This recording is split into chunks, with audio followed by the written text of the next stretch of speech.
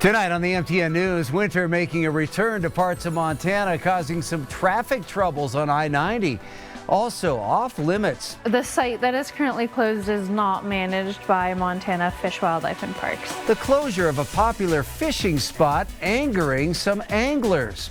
And Viva la Fiesta. It's important that, we all remember where we came from. And it's beautiful when people bring that to the forefront. A new exhibit showcases the rich history of a popular Southside Hispanic festival that has brought people together for generations. The MTN News starts right now. From Montana's news leader, this is the MTN 10 o'clock news. Well, good evening and thanks for joining us on your Monday night. I'm Russ Riesinger. We're learning new details tonight about the 7 people killed in a deadly collision just outside Yellowstone National Park last week. Idaho State Police now say 5 Chinese tourists and an Italian tourist were among the 7 people who died. 14 people were inside the van with the driver licensed out of California. The names and ages of those killed in the van have not been released. The driver of the truck has been identified as a 25-year-old man from Texas. That fiery collision happened Thursday evening on U.S. Highway 20 near Henry's Lake. Well, the calendar might say May, but parts of Montana don't look much like spring tonight. Snow causing travel troubles on Interstate 90 today. Snow and ice covered the highway near Livingston, actually prompting a closure of the interstate for a short time.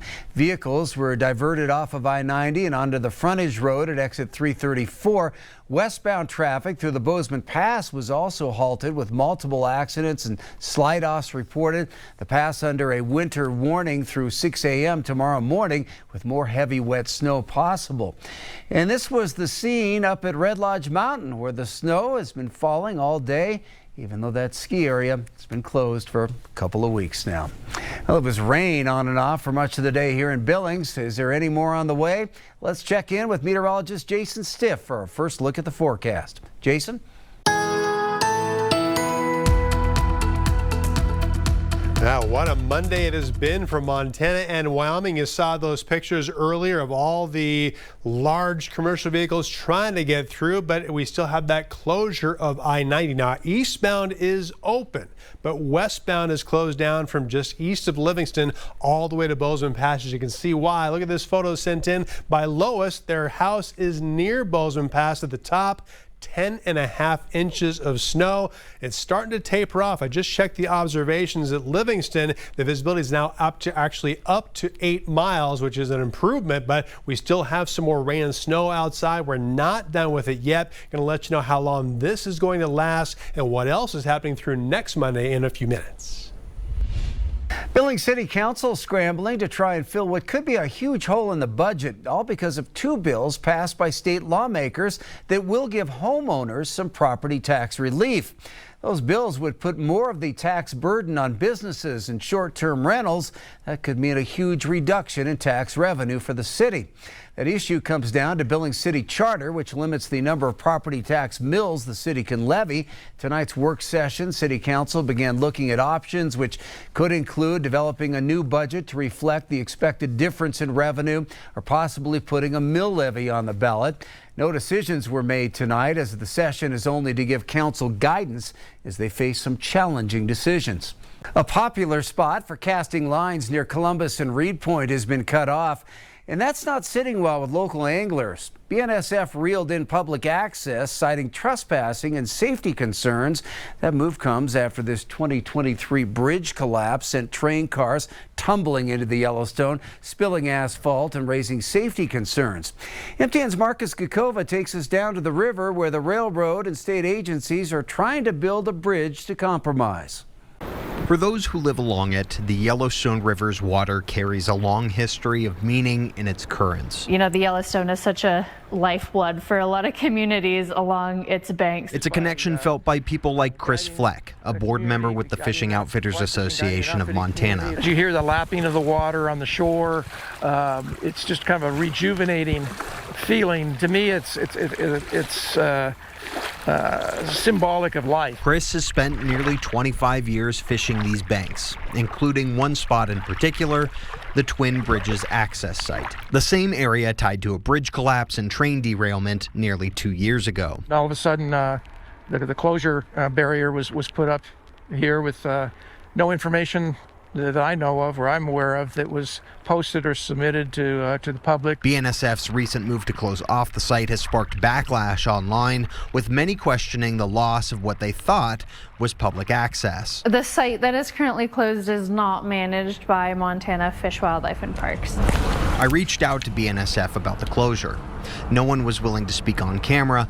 The railroad did, however, send a statement about the closure, explaining that there was a prior public easement to a public road, but it wasn't maintained, adding, BNSF employees have observed unsafe trespass activity on its property in the area, so we posted barriers and signs in an attempt to eliminate the trespassing. Chris believes the closure may be tied to lingering cleanup, left behind after the 2023 derailment. Might be coincidental that there is a large chunk of metal debris that still sits underneath the bridge that was not cleaned up as part of the bridge derailment 2 years ago this June, that perhaps there was some concern about the public safety with that. BNSF says it's now working with state agencies on a potential lease to formalize public access.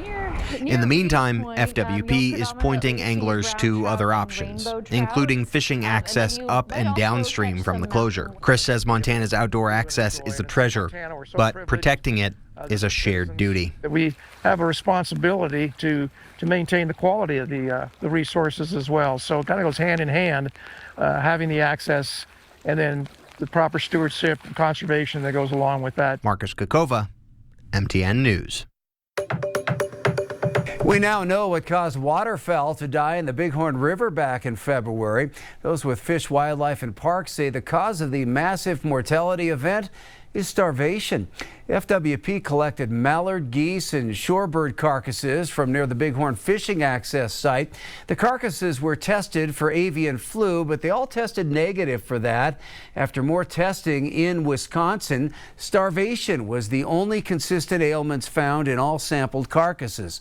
They also say a higher number of birds led to more competition for limited food, in addition to extreme cold, making the search for food even more challenging. To hunt in Montana, you must have a license and proper tags for the species you're planning to harvest. If you're hunting with a youngster, that can be a lot of paperwork to manage.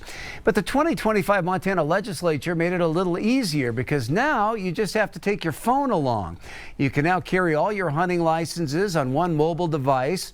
The MyFWP app is simple to use and allows access to all your licenses, hunting, fishing, and conservation. Plus, you can download your tags as well.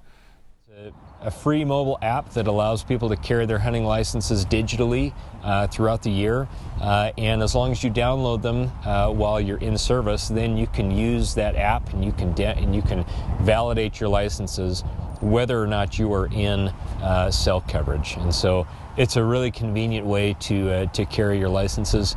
Most of us were carrying our cell phones with us all the time anyway, and so this is just a way to simplify that process for people.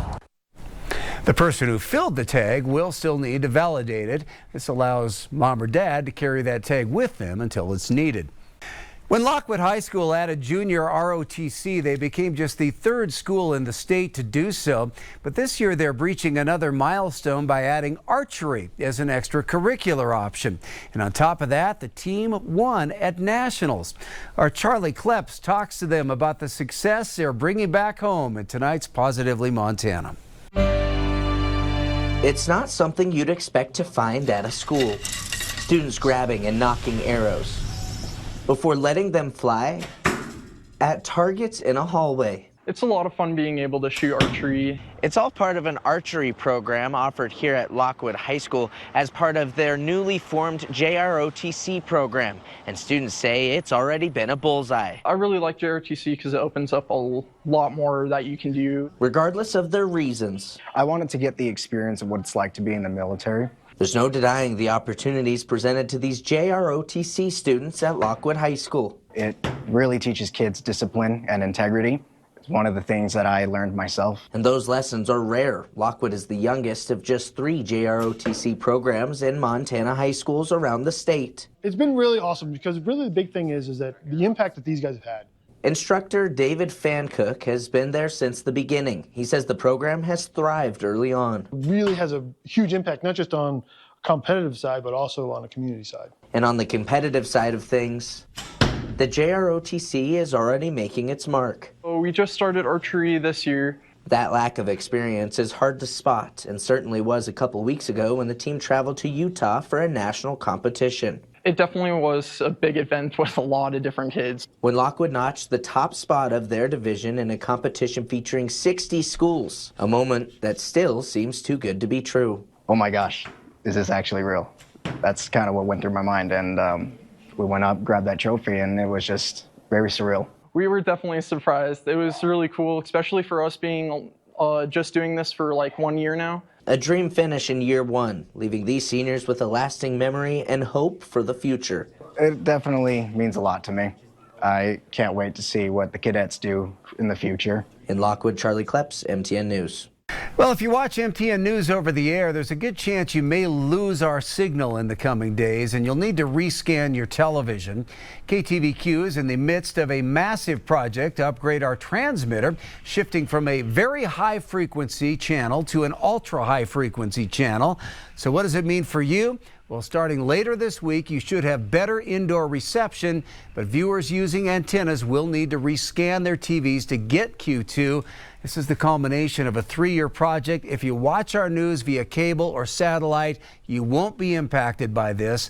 If you're not sure how to rescan your television, no worries. You can find an article right now on our homepage, ktvq.com, and a video from our Ed McIntosh walking you through the entire process.